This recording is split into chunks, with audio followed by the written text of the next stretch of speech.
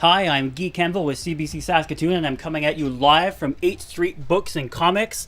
It's one of three places where people have been getting their tickets for this weekend's Saskatoon Comic and Entertainment Expo. The guests include Ernie Hudson of Ghostbusters fame, Gimli the Dwarf himself from the Lord of the Rings franchise, John Rhys Davies, and the event's banner guest, as in Bruce Banner, or rather his alter ego on TV's The Incredible Hulk. That's right, we have with us right now the one, the only Incredible Hulk himself, Lou Ferrigno. Good morning. Lou, thank you for joining us. You're welcome to Saskatoon. You know, it's great being at the 8th Street Books and Comics. That's right. I remember when I was a kid, I used to work in the comic book store. I used to love the smell of the old comic. This is before I got into bodybuilding. And it was so exhilarating because I get such a charge about it because I was like a real life Walter Mitty as a kid. I couldn't wait to read the different stories, and I worship the comic hero, but bring back memories like 60 years ago.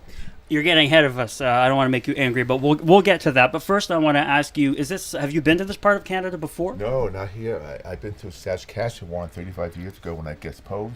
I was with Arnie Thick, but I never been to this town. It's a great town. People are nice, so far friendly, very nice, and I have no complaints. I want to get to what you're going to be up to at Expo in a little bit, but first, I want you to take me back to the beginning. Take me back to Brooklyn, New York, 1950s. Before you started bodybuilding at the age of 13, what kind of kid were you? I was very introverted. I was bullied. I had to overcome with a speech impediment. I had the hearing issue. So I was very introverted. If I could real life Walter Mitty. That's why I used to love comics so much. It was my way of escaping. Escape the pain. I had a lot of anger. Then eventually I discovered bodybuilding through the comic books. That started to change my life.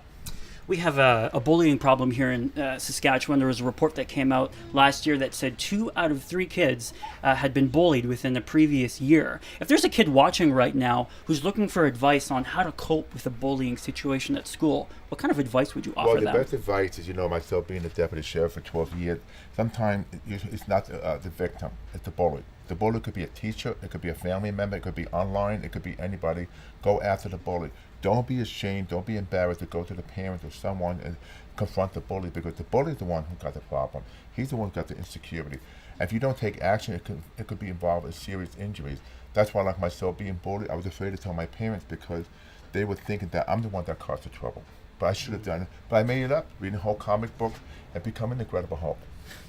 You might have noticed a lot of Saskatchewan Rough Riders signs here in the town. Saskatchewan's a big football place. I know that you had a very short stint as a defensive lineman for the Toronto Argonauts in the 70s. What cut that short? Well, I played for a short time, and it was a great experience because I had the potential to be a phenomenal football player, but I never played before, so I gave it a shot, and I realized it wasn't my cup of tea. So basically I went back to bodybuilding, but I made a lot of friends, especially being in Toronto, because it was the first time I had a chance to spend time in Canada.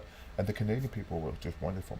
I don't want to make you angry, but David Inman, in his 1991 book, The TV Encyclopedia, claims that you actually broke the legs of a fellow player during a scrimmage. Is that true? Yes, I believe so, because I remember my first position, I was a defensive linebacker, and I remember that when I heard them say, hike, whatever, and the team rushed forward, I was nervous to get knocked down, so I should rush forward. I was so powerful back then, 280 pounds, running the 40 or 460. I literally crushed the poor guy. I just kept charging forward. I don't know what happened. I remember he went to the ground, he never got up again. I watched the great 1977 bodybuilding documentary earlier this week, Pumping Iron, which partly chronicles your effort to unseat Arnold Schwarzenegger as the world's top bodybuilder. Now, spoiler alert, you didn't, but you're kind of the underdog of that movie. You're the Rocky figure. You're the guy we're rooting for. And there's this great scene just before the competition where you're in the gym, and Arnold is just trying to get in your head and mess with you, but you're not letting him. Someone who watches that film would be justified in asking, do you still have a relationship with Arnie today? Oh, yeah, he was by my house yesterday, and we were friends. Sometimes we trained together. You got to remember, at the time we did Pumping Iron, we were competing, and he's like 6 years older than me. It was a great docudrama. Still today, when people watch it, they get motivated. It'll never be repeated because we had nothing. Like, for example, first prize for Miss Olympia back then was $750. Today, we're talking about $150,000 to $200,000. Now, fast forward 40 years later, the guy's almost like 70 or 71. I'm like 65, but we're still working now, and we affected billions of people getting into weight training, bodybuilding, because we put bodybuilding on the map. There's a moment in the film, I think it's Arnold, who compares bodybuilding to a painter working on a canvas. You want to add a little dab of red. Well, for you guys, it's like add a deltoid here. I don't know if I'm pointing at the right place, but do you agree with that sort of comparison? Do you see bodybuilding as sort of working on a canvas like in art? Yeah, because bodybuilding is an art. Because you take the body, you can sculpt, you change the shape of the muscle, depending on the genetics. That's why I promote my own bodybuilding competition called Ferrigno Legacy. I want all the bodybuilders here to compete in my show in November in Palm Springs. But the beauty of like myself, I used to weigh 325 pounds when I competed at the age of 42. So I trimmed down now to 245. I could fluctuate my body weight, but it's beautiful how you take a muscle, do different exercises, and change the shape. That's the beauty about bodybuilding. And I will hear any excuse people say, well, I'm overweight, I'm underweight, I'm in a wheelchair. It doesn't matter because anybody could benefit from bodybuilding training if they apply the mind, the discipline, and the motivation and determination into it. We've got some fans of yours here in the store, and we have one person here, Pat, who actually wants to ask you a question. Okay. Pat, step forward. Pat is a local bodybuilder himself. How are you? Nice to meet you. Nice to see you. And he's got Pat, he's got a couple of questions he wants to ask you. Okay. Two. First, the main one about the Hulk. Did you realize how huge an effect you'd have playing the role, because your body is you, not like the new creations, in that so many people saw that, like myself and all my friends when we were training and would work out harder and stuff, and how many people you think you influenced to get into bodybuilding because you're built? When the Hulk finish came out, the whole world got a chance to see the first time a bodybuilder in the public, because back then you had competition for people to understand what bodybuilding was through the magazine. At the time, people thought that was fake, that was Bill Bixby with a jumpsuit pump up in air because of the way I was built. But I remember going all over the world guest posing. That changed so many people's mind and learned about bodybuilding. It's a good question because at the time, the public didn't understand what the physique was. So that opened a lot of people's minds. Second question. And then the other part is just about people like our age, like I'm 60, and I've been training all my life, and to tell people that it's not an age thing about, like you'd mentioned just earlier, about it's not your age, it's that you want to try and change yourself so that weight training can do that for you, whether it be bodybuilding or weight loss or anything, like especially in your confidence. Well, especially it has a lot to do with your passion, because bodybuilding helped me survive. If I didn't have bodybuilding or fitness, I wouldn't be alive today, because I probably would have done bad things because I had a lot of anger in me. But the beauty about bodybuilding and fitness, it taught me that discipline, to be passionate about it and to motivate myself. Everything I do in life, like show business, like for example, being a deputy sheriff, my discipline, they give that 110%. That's the beauty about it, because you're connecting your mind with the body. Most people don't have that connection.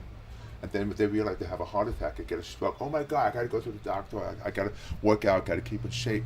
It's never too late. That's why it's important to be passionate about fitness and bodybuilding. Thank you very much for the questions, Pat. Hey, you're looking good, by the way. Oh, thanks. Keep it up.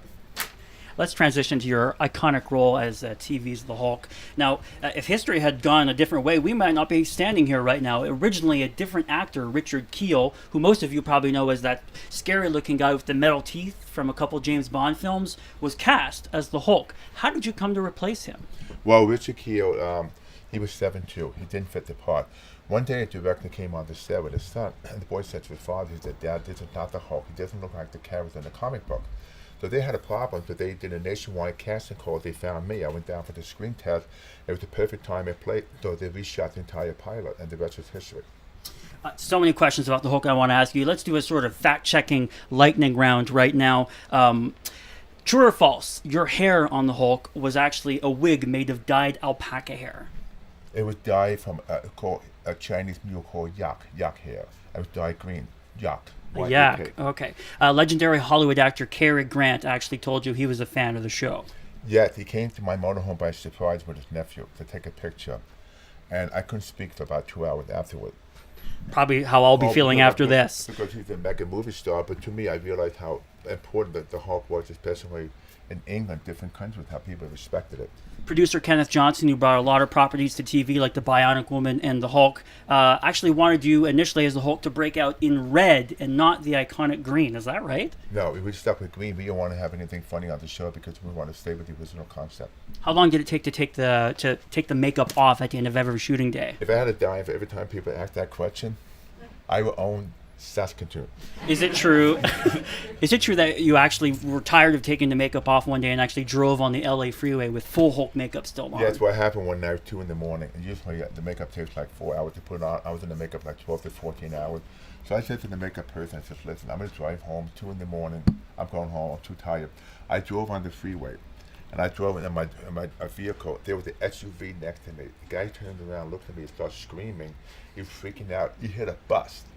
And I said to myself, I had to get home. How would I explain it? 2 in the morning with the eyes and the teeth on the freeway. So last time I went home with the makeup. So I'm going to argue that most people, quote unquote, older people know you as the Hulk, whereas most younger viewers probably recognize you from 2009's I Love You Man, a hilarious comedy where you send up your image. I just want to ask you, how many people do actually recognize you, not so much from the Hulk, but from your role in that film? Oh, a lot of people. I mean, it was the best comedy of 2008 because I've done King of Queens for 7 years. But everybody comes over, they want me to do the usual thing. I've done it, and I Love You Man. They just love the chokehold.